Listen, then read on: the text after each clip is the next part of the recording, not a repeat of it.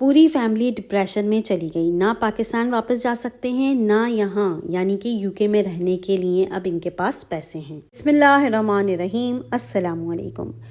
UK میں نئے immigration لا سے اب صرف نئے سیٹل ہونے والے لوگ ہی پریشان نہیں بلکہ جو آلریڈی سیٹل ہیں ان کے لیے بھی ایک بہت بڑا چیلنج سامنے ہے۔ جی ہاں، اب پاکستان اور بھارت سے اپنی فیملی کو UK بلانے کے لیے 38,700 پاؤنڈ کی سیلری لازمی شو کروانی ہوگی، جو کہ اس سے پہلے صرف 18,700 پاؤنڈ تھی، یعنی اب آلموسٹ ڈبل انکم ہونی چاہیے۔ گورنمنٹ کا کہنا ہے 18,700 انکم رول 2012 سے چلا آ رہا ہے۔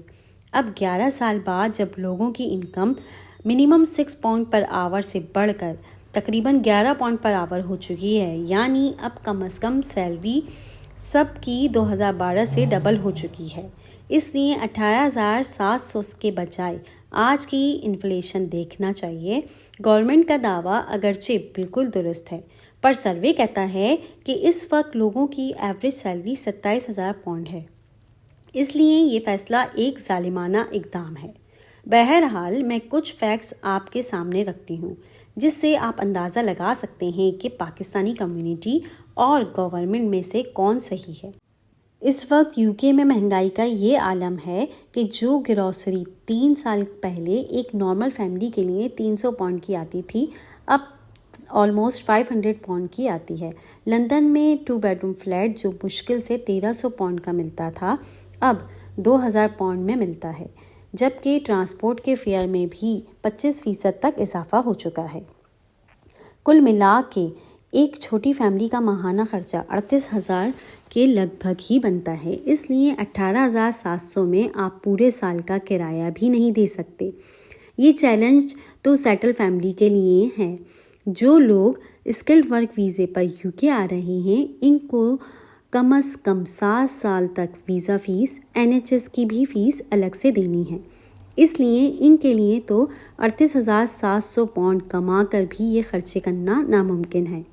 اس لیے میں ان لوگوں کو وارن کرتی ہوں جو ابھی UK آنے کا سوچ رہے ہیں، کیونکہ مجھے ایسے لوگوں سے ملنے کا اتفاق ہوتا رہتا ہے کہ جو پاکستان میں اپنا سب کچھ بیچ باچ کر UK آ رہے ہیں، یعنی ساری کشتیاں جلا کر آ رہے ہیں، جبکہ جس جگہ آ رہے ہیں وہاں سارے راستے اب بند ہو رہے ہیں۔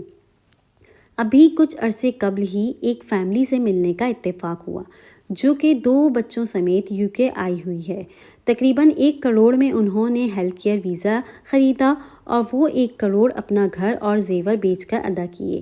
ان کے ایجنٹ نے ان کو یہ کہہ کر موٹیویٹ کیا کہ وہ اب ان کو 26,000 پاؤنڈ کی جاب تو دلوا رہا ہے جو کہ پاکستانی 1 کروڑ بنتے ہیں، جبکہ ان کے ہسبینڈ الگ سے اتنا ہی کما لیں گے، یعنی دونوں ہسبینڈ اور وائف پاکستانی 2 کروڑ تو 1 سال ہی میں کما لیں گے۔ مگر جب وہ اس ویزے پر UK آئے تو پتہ چلا کہ جس کیئر ہوم میں وہ آئے ہیں وہاں کوئی جاب نہیں، جبکہ ان کے ہسبینڈ بھی روزانہ جاب ڈھونڈ کر تھک گئے ہیں اور اب ایک ڈپریشن کا ماحول ہے کہ وہ کریں تو کیا کریں۔